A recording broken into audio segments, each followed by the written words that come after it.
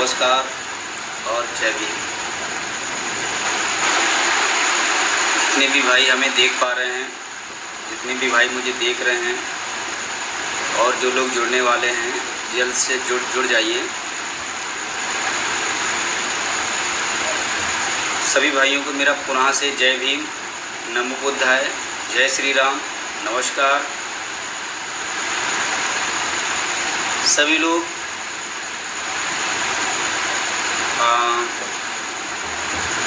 Link को प्रत्येक third counselling के ग्रुप में शेयर कर दीजिए। लिंक को प्रत्येक थर्ड काउंसलिंग के ग्रुप में शेयर कर दीजिए और थोड़ा सा ये बताने का कष्ट करिए कि आवाज़ हमारी क्लियर हो रही है या नहीं। बहुत ही ज़्यादा लाइव सेशन नहीं रखने वाला हूँ।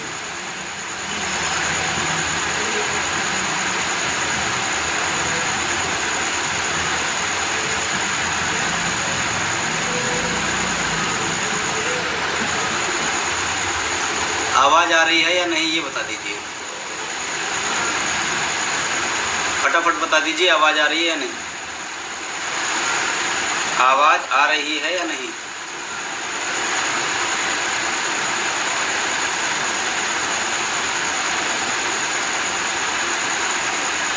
संदीप भैया जय भीम। संदीप भाई, लवकुश भाई, दिनेश चौरसिया जी एंड सभी लोग ये बता दीजिए कि आवाज़ आ रही है या नहीं। क्लियर है? Okay okay, thank you. सबसे पहले मैं अपने सभी क्रांतिकारी, जज्बेबाज और हिम्मत वाले शूरवीर एससी भाइयों को पूरे प्रदेश के 75 ज़िलों से, जिन्होंने प्रयागराज में एक आवाज़ में अपना जो हल्ला बोल किया और अपनी आवाज़ बुलंद करके वहाँ पर अपनी आवाज़ रखी और मुझे इतना सपोर्ट, प्यार देने के लिए, मेरे लिए इतनी चाहत, हमारे लिए और अमित भैया के लिए इतना प्यार, मैं उनका जीवन भर ऋणी रहूँगा। दूसरा, जितने भी हमारे प्रयागराज में भाई बहन शामिल हुए थे उनको मैं दिल से, तहे दिल से धन्यवाद देना चाहता हूँ। शुक्रगुजार हूँ उनका कि उन्होंने अपने जीवन के कीमती समय में से मेरे लिए एक दिन का समय निकाला या अपनी लिस्ट के लिए एक दिन का समय निकाला। यूँ तो बहुत ही पूरे प्रदेश में लोग हैं, 7000 परिवार के लोग हैं, लेकिन उनके पास इतना समय नहीं है कि अपनी रोजी रोटी के लिए, अपनी नौकरी के लिए, अपने परिवार की इज्जत के लिए, अपने जो रोज़ तंज कसे जा रहे हैं उसके लिए एक दिन का समय निकाल पाएँ। मैं शुक्रगुजार हूँ, मैं धन्यवाद देना चाहता हूँ, मैं शुक्रिया करता हूँ अपने सभी एससी भाइयों का, जिन्होंने 500 की भीड़ में 400 की भीड़ एससी भाइयों की दिखाई, एक आह्वान पे पूरा दल बल के साथ में अपना ज़बरदस्त प्रदर्शन किया। और जनरल भाइयों का भी हम स्वागत करते हैं, ओबीसी भाइयों का भी, जो भी लोग गए थे उनका भी मैं बहुत बहुत धन्यवाद करता हूं। अब हम मुद्दे की बात करते हैं। कल प्रयागराज में जो मीटिंग रही, उस मीटिंग के उपरांत में, भैया सभी को नमस्कार, बात स्टार्ट करने दीजिए। कल जो प्रयागराज में जो हमारा धरना रहा काफ़ी हद तक सफल रहा। हमारा एक मेन मोटो था कि पूरे प्रदेश की मीडिया में इस चीज़ को खबर फैला देनी है, इसलिए वो खबर पूरे प्रदेश में गई और कई चैनल वालों ने भी उसको दिखाया। एक दो चैनल वालों से जिनसे हमें एक अपेक्षा थी, एक उम्मीद थी, उन्होंने नहीं दिखाया। किस वजह से नहीं दिखाया मैं नहीं जानता हूँ, लेकिन बाकी हमारा मुद्दा हाईलाइट हो गया। दूसरी बात जो है, सभी लोग जो है बढ़ चढ़ के हिस्सा लिए, सब लोगों ने अपना काम किया। पहले तो हमारी बात उप सचिव महोदय जी से हुई और उन्होंने हमें बोला कि मंगलवार तक वेट कीजिए और हमारी मीटिंग चल रही है, सोमवार को मीटिंग चल रही है, मंगलवार की शाम तक मीटिंग आपके विषय को लेकर चलेगी, शिक्षा विभाग को लेकर चलेगी। मैटर किस पे है आपको नहीं पता है, किसी को नहीं बताया जाएगा, लेकिन मीटिंग आपके में ही आपको ही लेकर चल रही है, उन्होंने ऐसा बोला। तो आप सभी लोग जो है मंगलवार को शाम को हमसे बात कर सकते हैं या फिर बुधवार को आइए आप। तो मंगलवार की देर रात तक तो कोई रुकेगा नहीं, जाहिर सी बात है कि हमें बुधवार को जाना पड़ेगा। क्लियर हुआ? आफ्टर वहाँ से हम लोगों ने प्रोग्राम किया, यहाँ पे रुकने का कोई फ़ायदा नहीं है, इसलिए हम लोगों ने सोचा कि हमें कुछ अगला कदम उठाना चाहिए। उसके जस्ट आफ्टर बघेल साहब का फ़ोन आ गया, जो वहाँ के सचिव साहब हैं, उन्होंने फ़ोन किया। उनमें सारी चीज़ें आपको पता ही हैं कि सब पूरा यूट्यूब के माध्यम से वायरल हो गया था सारी चीज़, और आप लोगों के हर एक व्यक्ति के अंदर वो चीज़ मिल गई। फिर भी मैं अपनी जुबानी से बता देता हूँ। तो उन्होंने कहा है कि मतलब ये सब क्यों कर रहे हो, आपका काम चल रहा है और हम इस विषय पे बात कर रहे हैं, और 10 से 15 दिन बाद आप आना मुझसे मिलने। एक लिस्ट के लिए कोई उन्होंने बात नहीं कही है कि 10 से 15 दिन के आपके अंदर आपकी लिस्ट आ जाएगी। उन्होंने बोला आपके में काम चल रहा है और 10 से 15 दिन बाद मेरे पास आना। 10 से 15 दिन बाद मेरे पास, आफ्टर 15 डेज, ठीक है ना, you can meet in my office. ये क्लियर हो गई बात।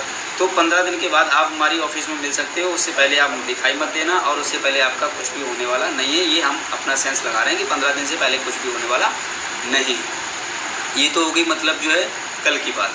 और जो लोगों ने वहाँ पर बहुत अच्छा शालीनता से प्रदर्शन किया, अपनी जो बात रखी, गुड इवनिंग जी, तो जो लोगों ने अपनी बात की, अपनी बात रखी, शालीनता से अपनी बात रखी, विभाग को अपनी बात पहुंचाई, ILU के माध्यम से पूरे प्रदेश के शासन को ये बात पहुंच चुकी है कि हम वेटिंग लिस्ट की मांग कर रहे हैं, जो कि हमारा लगभग 7000 परिवार जो है इस समय बहुत ही जो है कठिन घड़ी से या फिर प्रताड़नाओं से जूझ रहा है।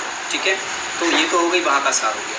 आफ्टर देन हमने डिसीजन लिया कि आगे क्या करना है। तो मैं थोड़ी सी अपडेट बता दे रहा हूँ, थोड़ा पीछे। 7 जून को माननीय शिक्षा मंत्री महोदय जी का बयान आया कि तत्काल प्रभाव से शेड्यूल जारी कर दिया जाए। मेरी बात को गौर से सुनिएगा, आप लोग जितना आसान समझ रहे हैं उतना आसान है नहीं। ये मंत्री जी हैं, ये मुख्यमंत्री जी हैं, ये शासन है, ये विभाग है। आपको लगता है कि जो मीडिया में बोल देते हैं वो सच है, वास्तविकता वो नहीं है। ऑन कैमरा वो कुछ बोलते हैं, ऑफ कैमरा वो सीधा ऑफिसर पे बोल देते हैं फ़ोन करके, ऐसा कुछ नहीं करना है अभी, ठीक है ना। ऑन कैमरा पे ज़्यादा खुश मत होइए, मैं फिर से बोल रहा हूँ, आप लोग नहीं समझ पा रहे हैं सरकार के गेम को, चाल को। उन्होंने ऑन कैमरा बोल दिया है कि तत्काल प्रभाव से लिस्ट जारी कर दी जाए। तो तत्काल प्रभाव आप लोग भी जानते हैं, इतने समझदार हैं कि अगर सरकार की मिला भगत और हीला हवाली और मिली भगत ना होती तो अब तक तत्काल प्रभाव तो दिखाई दे जाता। लेकिन तत्काल प्रभाव का मतलब तत्काल प्रभाव होता है, लेकिन ऑन कैमरा वो शब्द कहा गया है, ऑफ कैमरा बोला गया है। अभी इसको पेंडिंग में रहने दीजिए, अभी इसको पेंडिंग में रहने दीजिए। ये चीज़ मेरे निकल के आ गई है। जो है 7 जून को, 8 जून को मैं बात कर रहा हूँ। कुछ लोगों के मैं यहाँ पर जो बोल रहा हूँ, मैंने कुछ लोगों को कल भी बताया था। 8 जून को माननीय सचिव सर, माननीय DG सर, माननीय Sarvendra Vikram Bahadur ji and Ganesh sir, 4 candidate Renuka ma'am के ऑफिस में जाते हैं। वहाँ पर वो ये बात बोलते हैं कि सर मैम मुझे वो ये बात कहते हैं कि मुझे अभी संशोधन के लिए एक काउंसलिंग करानी है, संशोधन की एक काउंसलिंग करानी है। जो भी सीट हैं, 20 सीट हैं, 40 सीट हैं, 50 सीट हैं, 100 सीट हैं, उनमें एक काउंसलिंग करानी है। कैसा काउंसलिंग होगा वो उनको पता होगा, मुझे नहीं मालूम, आई डोंट नो, ठीक है। उन्होंने एक प्रस्ताव रखा 8 जून को। 4 लोगों ने, 4 अधिकारी उनके केबिन में गए और बोलते हैं कि मुझे काउंसलिंग का एक शेड्यूल जारी करना है, काउंसलिंग करानी है। उसके बाद आप समझ सकते हो, अगर एक काउंसलिंग के लिए वहाँ से मैटर प्रस्ताव पारित हो गया, ठीक, वो तो ही 8 जून की बात। उन्होंने वो प्रस्ताव उरल रखा। कैसा रखा? उरल। आज हमारे शिक्षा विभाग में मीटिंग थी माननीय रेणुका कुमार मैम के पास। तो रेणुका कुमार मैम ने इन 4 अधिकारियों को बुलाया, DG सर को भी और गणेश सर को भी और सचिव सर को भी बुलाया। उन्होंने वो बात फिर से दोहराई कि आपका जो मैटर है इसको हम फॉरवर्ड करना चाहते हैं। तो सचिव सर ने कहा कि कल हमारे प्रयागराज में लड़कों ने धरना प्रदर्शन किया था, वो लोग भी चाहते हैं हमारी लिस्ट जारी कर दी जाए। तो उन्होंने कहा है कि कल जो आप बोल रहे थे, मतलब 8 जून को आपने बोला कि मुझे काउंसलिंग शेड्यूल जारी करना है, आज आप बोल रहे हैं कि प्रदर्शन करना है। मैं समझ नहीं पा रही हूँ कि मुझे करना क्या है। तो उन्होंने बोला कि मुझे एक काउंसलिंग करानी, फिर आज की मैं बात बता रहा हूँ, मुझे एक संशोधन के लिए काउंसलिंग करानी है, जिस पर कि हमें एक प्रस्ताव रखना है। और वो रिटर्न में लेटर भी जारी लेकर के गए महोदय साहब, सचिव जी और DG सर। उन्होंने लेटर फॉरवर्ड किया, लेटर दिखाया कि इस विषय में आप हमको यहाँ पर साइन करके दे दीजिए। तो अब उसमें थोड़ा सा ट्रांसफ़र वाला मैटर था, तो उसमें 25 का कुछ ऐसे रेशियो फंस रहा है, तो 25 तक उस चीज़ को पेंडिंग में रख दिया गया, लिस्ट को भी और संशोधन की काउंसलिंग को भी। मेरी बात गौर से समझ लीजिएगा, उसके बाद में अपने तथ्य रख लीजिएगा, उसके बाद में जो आपको समझना वो समझ लीजिएगा। आप हमको बोलेंगे फर्जी है तो मुझे कोई दिक्कत नहीं है, आप अपना सेल्फ माइंड यूज कर सकते हो, ठीक है। तो उन्होंने ये लेटर भी रख लिया, उन्होंने वो चीज़ भी रख ली कि हाँ काउंसलिंग का शेड्यूल भी, जो भी चीज़ है, 3rd काउंसलिंग का जो धरना हुआ उन्होंने बोला।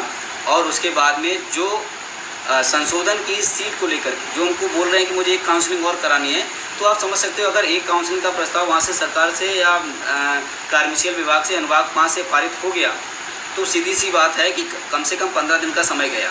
उसके बाद में फिर से वही डाटा हो जाएगा। और सरकार ये चाहती है, ये विभाग नहीं फंसा रहे हैं, ये सरकार खुद फंसा रही है। सरकार चाहती है कि आप ऐसे कुछ करो क्योंकि हम सोशल मीडिया में ये कहें कि मैं काम कर रहा हूँ, मैं बराबर काम कर रहा हूँ, मैं 69,000 शिक्षक भर्ती पर ही काम कर रहा हूँ और मैं उन्हीं के मैटर को सुलझाने में लगा हुआ हूँ। लेकिन समस्या ये है कि मैटर इतने गंभीर हैं, इतने संगीन हैं कि उनको एक जब तक केस निस्तार नहीं हो जाता तब तक हम आगे कैसे करें। तो वो तो हमें यही चीज़ बता रहे हैं कि हम काम कर रहे हैं, लेकिन कल डी सचिव साहब ने ये नहीं बताया कि हम आपकी काउंसलिंग पे काम नहीं कर रहे हैं बल्कि हम आपकी भर्ती पे काम कर रहे हैं।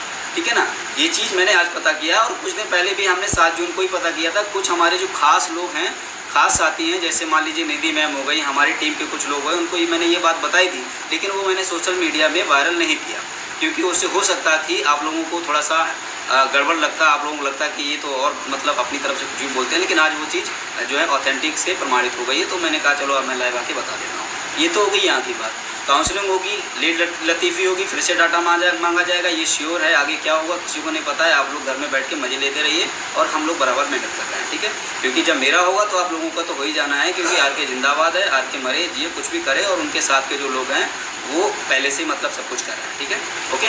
तो आप लोग आप एंजॉय करो घर में, और आपको घर से बाहर निकलने की ज़रूरत नहीं है। आपके माँ बाप हैं, आपको कोरोना हो जाएगा, आपके बीवी हैं, बच्चे हैं, आपको प्रॉब्लम हो सकती है। हमारे माँ बाप नहीं है, मेरा कोई भाई नहीं है, मेरी कोई बहन नहीं है, हमारे कोई दोस्त नहीं है, हमारे कोई रिश्तेदार नहीं है, तो मुझे मेरे आगे पीछे कोई रोने वाला है नहीं, तो मैं तो मतलब कर सकता हूँ ये काम। लेकिन आप कोई भी घर से मत निकलिएगा। ठीक है, आपको कहीं कुछ हो गया तो मतलब पता है बहुत कुछ हो जाएगा। ठीक है, ये तो हो गई, चलो कोई बात नहीं। अब आगे की मैं बात बता